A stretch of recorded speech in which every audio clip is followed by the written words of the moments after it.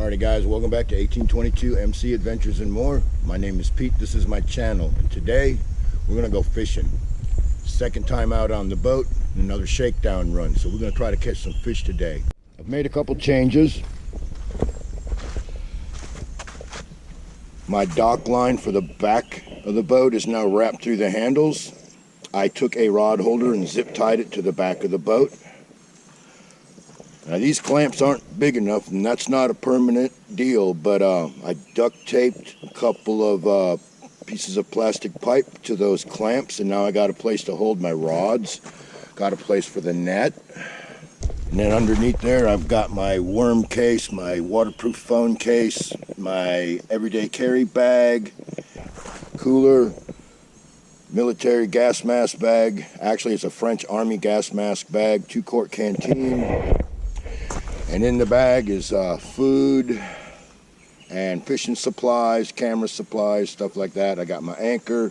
I've kind of rerun the lines a little bit. I think they make more sense to me now. We're still working on that. Day started out right. I chipped the paddle right off the bat, putting it in the boat. And I almost got all the way down here before I realized I did not have the plug in my pocket. So hopefully the rest of the day is going to be a good day. Yesterday totally fucking sucked. But there was a silver lining. Now, I had camera trouble. I broke my shoulder chest rig thing. And so now today I guess I'm going to try my hat mount. We'll see if that works. But I did catch about 1 3/4 pound bass. I found a new fishing hole that was loaded with sunfish. And I got into a fucking fight with a water moccasin, a 4.5 foot water moccasin. I shot that son of a bitch at point blank range. I couldn't believe it. I'm walking along the riverbank. Well, actually it was a creek, and I'm walking along and I'm throwing my shit out there, and I find a hole, and I'm like, holy crap. Because it was like shallow, hole, shallow, and there was this deep hole, and it was loaded with fish. I could see them. And I went to take another step, and I looked down, of course, and there was a fucking wad snake bigger than a fucking half fucking inflated basketball. He was like less than a foot from me. So, and this was in grass that was about knee high to thigh high. So I'm assuming he was in that grass cooling off. And it took me 3 oh shits to get it together. As soon as I saw him, I froze. That was 1 oh shit. Number 2 oh shit was me unsnapping my holster, and number 3 oh shit, I fucking drew on him, fucking shot him twice at point blank range. That was the name of that tune. And I got to tell you what, even though I'm 60, years and years of training paid off yesterday. Fucking Roy Rogers would have been proud of me the way I did that quick draw. I couldn't believe it. I mean, I grabbed that holster, fucking popped the snap, pulled the pistol out, and that fucking snake was less than 18 inches from me in a big wad, and I fucking blasted him, and that was the name of that tune. And he was a good 4.5 feet, and that's about as big as a fucking water moccasin gets. What scared me the most is when I looked at him, that fucker in the middle of his body was about the size of my wrist. That fucker was fat. So anyways, let's get in the water and let's go fishing. Alrighty guys, you are not gonna fucking believe this. So I'm fishing for bait with my little Zebco Micro 33, and I throw a worm out there, and look at the size of this catfish I caught on 4-pound test. I really wished I would have had the camera on, but I've been all fucking thumbs this morning trying to figure out how to fish in this little boat. But I've got 2 shell crackers in my cooler, and now I've got this I'm putting on the stringer. I didn't think I was gonna get him in. It took me probably 5 minutes to get him to the boat. But man, what a bruiser. I've got to figure out a dang decent mount for this boat, because that's one nice catfish right there. I'm filleting him out. That's just how it works. But let me get back to what I was doing. Holy smokes. Alrighty guys, now I don't know how well you can hear me. I don't know how good the view is. I've never had a camera on my hat before, and I didn't have it on when I was fishing, and you saw I caught 3 monster catfish, and I lost one bigger than the ones I got on the stringer. And I have some nice sunfish in the cooler, and I'm paddling back. I just can't cheat you guys out of this anymore. I feel really bad that I don't have my camera on today, but with the new boat and trying to figure out the best way to go fishing and navigate the boat and all that good stuff, and I don't have any good real GoPro boat mounts, so I need to be careful. I don't want to lose my camera. I can't really replace it at this moment if I lost it. Not to be whining or crying or anything, but that's just the facts, guys. So it's on my hat, and we're gonna cruise on back to the landing. And I gotta tell you, today was a wonderful day. I absolutely can't believe that I caught those catfish on my little ultralight 4-pound test pole, little micro Zebco 33. Man, that poor little reel was just screaming and begging for mercy on all of them. It was absolutely unbelievable. So that itself was worth it today. But yeah, right now between me learning to navigate the river and go fishing and everything I'm trying to do, plus film it, my plate's full, guys. You know, I think I'll take it out one more time, and then I think I'll have most of the bugs worked out. And then I got to figure out some kind of decent GoPro mounts, and then we'll have some very excellent footage. I mean, the first time that I brought that first catfish up, I about had a heart attack. I couldn't believe what I was seeing. I mean, that poor little pole, it was bent all the way over. I thought it was gonna break. And I just kept hanging on, just kept hanging on. Wasn't really fighting him, I was just kind of hanging on. He finally got tired, got him up next to the boat, and I was like, holy hell. Got him up in the net. And I'm so glad I got a net today. I almost didn't bring it, but there was a little voice in my head that said, you know, you catch a rowdy ass bowfin, or you catch something big, or you snag a gar, you might want to keep it in the net out of the boat. So I'm really glad I brought that old net. But yeah, guys, ain't this something? I mean, the peace and the quiet and the serenity out here is amazing. Yeah. And let's have a talk about hard-headedness. All right, so upstream a little ways, there's a couple of places where it gets real narrow and the water gets really fast. And I mean, I was going upstream for about every 3 strokes, 1 inch, just pure fighting it. And I literally broke my paddle. I was like, son of a bitch. So I come over to the side of the bank and holy crap, what's that out there? Oh, that's another log in the thing. Okay. But anyways, so lost my train of thought. Son of a bitch.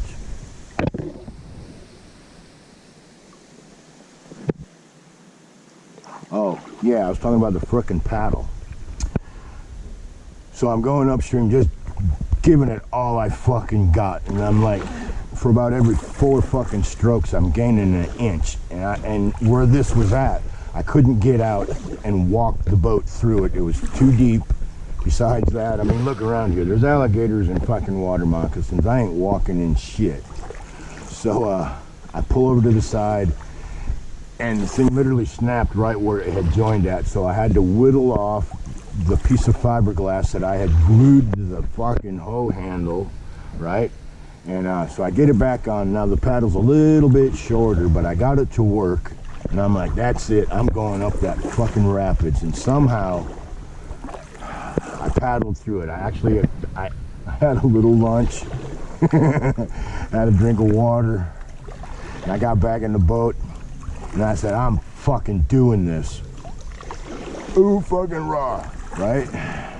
be all you can be, aim high and all that fucking military shit. I fucking put it to the fucking test.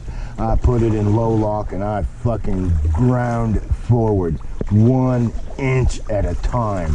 And I finally got through the rapids. I got to the other side and it was worth it. I mean, I would think a broken paddle would have fucked anyone else up. They would have just cried and went home. But I was like, fuck that, I'm a Marine. Shit ain't fucking me up. I got a plan today, and my plan was to catch fish. So I power through all that shit, and then I find a honey hole. And I start catching shell crackers, and then all of a sudden I start catching freaking these catfish. And the only thing I can think of is these shell crackers, I think they were bedding.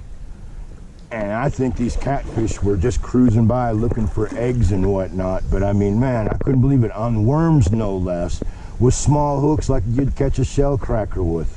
And I had my Zebco 404. The only thing I hooked with that was a bowfin. And he was a small one. He was a runt. He was only about 18 inches.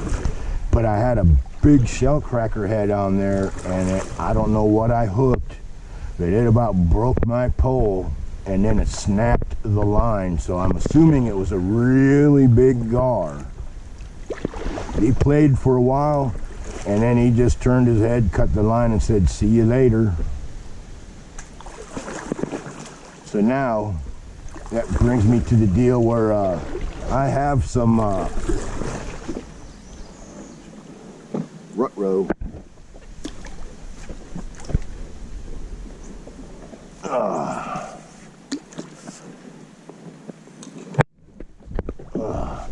Yeah, I can see another thing I need for this boat is going to be a push pole. Oh, here we go again. Dang it. For those of you that don't, we'll just let it spin around. These fucking this is not a John boat. This is a pontoon boat. I mean, there's literally, this thing has the hull design on this thing is that of a pontoon. So I have two runners on here, and it's not always the swiftest thing to navigate, that is for sure. And it's a shame that I couldn't there we go. It's a shame I couldn't get them big old fucking gnarly catfish I caught to put them on the front of the boat, get them to pull me. I just don't think they're going to do that. Be nice though. They're big enough they could definitely pull me. All right. So yeah, this thing, as long as you don't run into any emergency situations, it handles really nice. Once you get it tracking, it is kind of tough going upstream, but you know what? I've been a tough motherfucker all my life, so, you know, you're gonna be dumb, you gotta be tough, right? But I can see this doing my blood pressure and nerves a world of good. We'll just sit here and coast for a moment.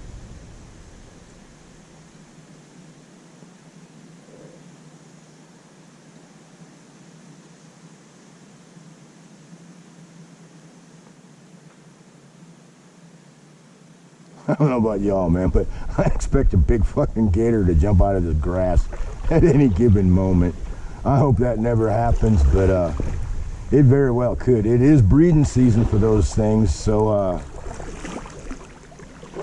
some of the males and whatnot, you know, they're going to be running around with their nuts dropped and their testosterone flowing. They can get a little bossy sometimes. And then after that, Mama gator will make a nest. Well, she's already got a nest, but she'll lay her eggs and she'll sit there and guard them.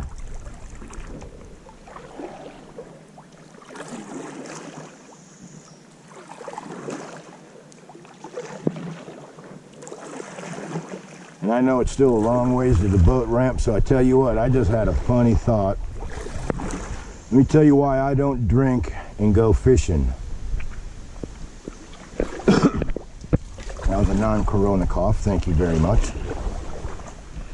Down in South Florida, down in the early 80s, along Highway 95, there was a lot of retention ponds. And back in those days, there was always a way. If you was a local person, there was an access road to get to those. But from Highway 95 itself, it was fenced off and posted. But if you knew where the access road was, you could go there without any trouble. Of course, this was in the 80s. We still didn't have the internet yet, and people hadn't went totally out of their fucking minds yet.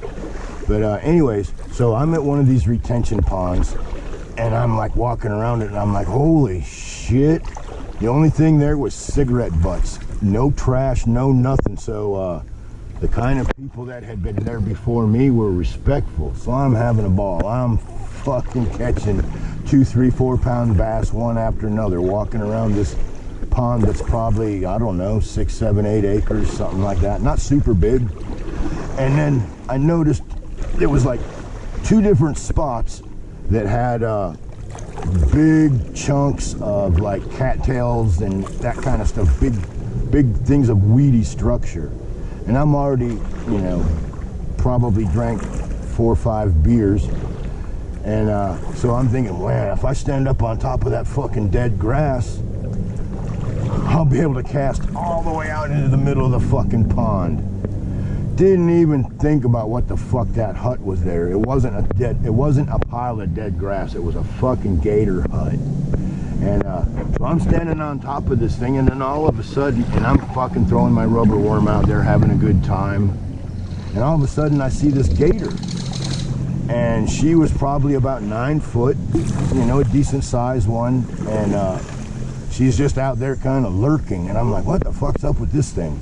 And of course, because I had a fucking couple beers in me, what do? I whiz my rubber worm out there. Son of a bitch, I pop her right in the fucking head with it. She snaps at it, and fucking we're hooked up for about 2 seconds, and of course the line snaps. And then she starts coming at me. And I'm like, oh fuck, I pissed her off. What the fuck? And I look around, and then I have a what the fuck moment, or I guess as alcoholics and drug addicts say, a moment of clarity. I realized I was standing on top of her house. Yeah, and I'm looking around, and she's getting closer now. I mean, she's like, I can see her fucking teeth almost. I mean, she's probably 20 feet from me, if that. I literally left my stringer there, and I turned around, I ran, I didn't look back, and I ran as fast as I could till I fucking got to my motorcycle. And like I said, I never looked back. And the following weekend, I went to a gun show. I bought a .22 pistol, and I never went fishing without it after that.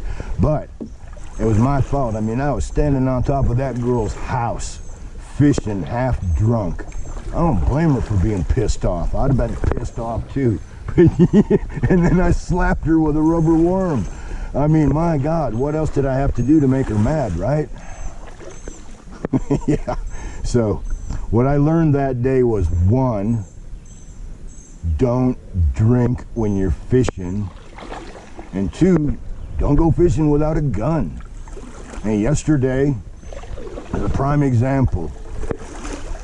I'm walking along this riverbank. Actually, it was a creek, little branch creek, and I found this giant hole. I was like, holy crap, here's all the fish. I mean, I literally could see them because there was, like, you know, shallow runs and then deep holes. And I'm looking at all these fish, and I'm getting ready to throw my line in, and I looked down because I wanted to take like another step closer to the bank. And there it was, a 4.5 foot water moccasin, all curled up about 14 inches from my feet. And I about had a fucking heart attack. That is for sure. I mean, I took care of it. Quite honestly, I think I already said it at the beginning of the video. I'm quite proud as to how my training kicked in, and I took care of the problem. Because, I mean, that thing was just too fucking close. I mean, he was right at my feet. And of course, now last night, I did some Googling as to, like, how high can a snake strike? Because I'm thinking, you know, when they're that close, is he gonna fucking reach up and fucking bite me in the balls? What's the point of having my boots, right? But From what I found out, I mean, I already knew that they could strike about 1/3 to half the distance of their body. So it translates to, if you have a 10-foot snake, on a good day, he might leap or lunge or strike 5 feet. But if you're at the end of that strike zone, he's pretty much going to be biting you in your foot or your ankle. But from what I understand, if you're pretty close, he's probably going to nail you in the mid-calf area, unless you actually step on them. And then they're just going to snap up and fucking grab whatever they can in desperation. And that's what I don't like. That's where I may possibly get bit above my boot. I'm going to let this plane go by. Yeah, I'm no expert, but if I remember what I read correctly last night, that the nomenclature or muscle structure of a snake is designed more for coiling up and striking out, not like jumping up for a fucking three-pointer.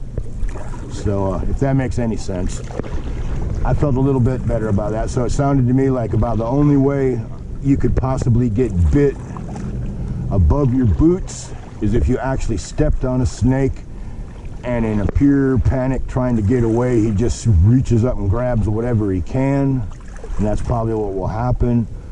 And then of course they talked about, well, if you're climbing rocks, you could get bit in the face. Well, there ain't no fucking rock ledges around here. Now of course there's muddy banks and shit, but I ain't climbing no fucking muddy bank. But I was pretty happy to learn that the muscle structure of a snake is made for shooting forward, not up. So their power goes horizontal, not vertical. So I guess white men ain't the only ones that can't jump. That was a funny movie, wasn't it? The white man can't jump. Now granted, the water's low from the lack of rain lately, but you know, I'm actually quite surprised at how shallow this river is.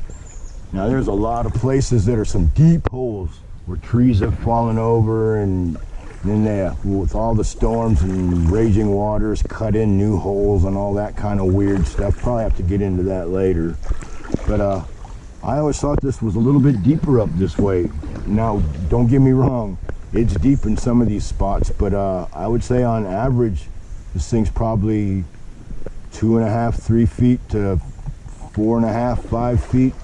And then on some of these undercut banks and where some of these trees have fallen, there's some mighty deep holes. But like this big long stretch up to that next bend, it's just a couple feet deep. Nice sandy bottom.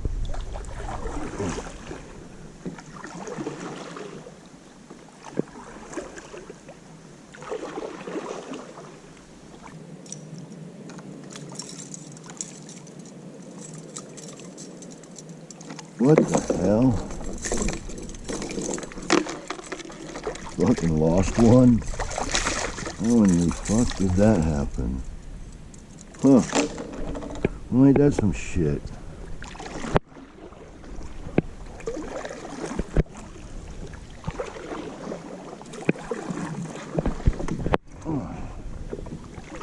I just checked my stringer, I'm missing a fucking catfish.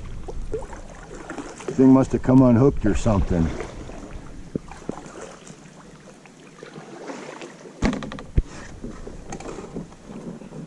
I gotta check this out. That's just ridiculous. How did that happen?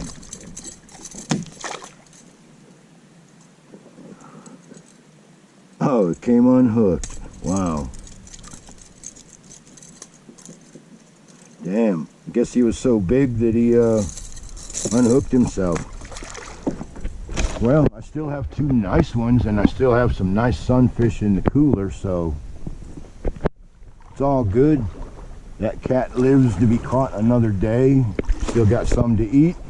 It's all good in the hood.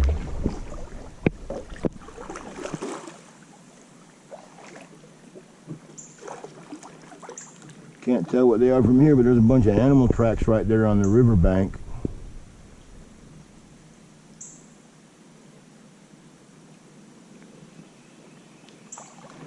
Maybe fox or coyote, something like that.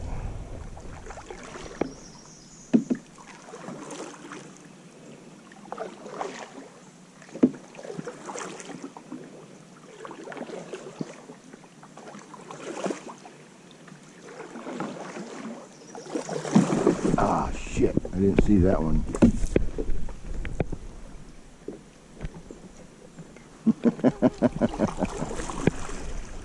Whoops, I hate it when that happens.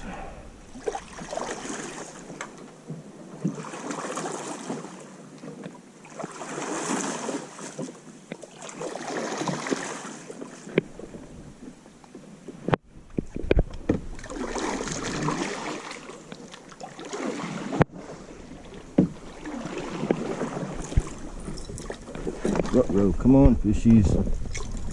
Don't want to lose any more of you.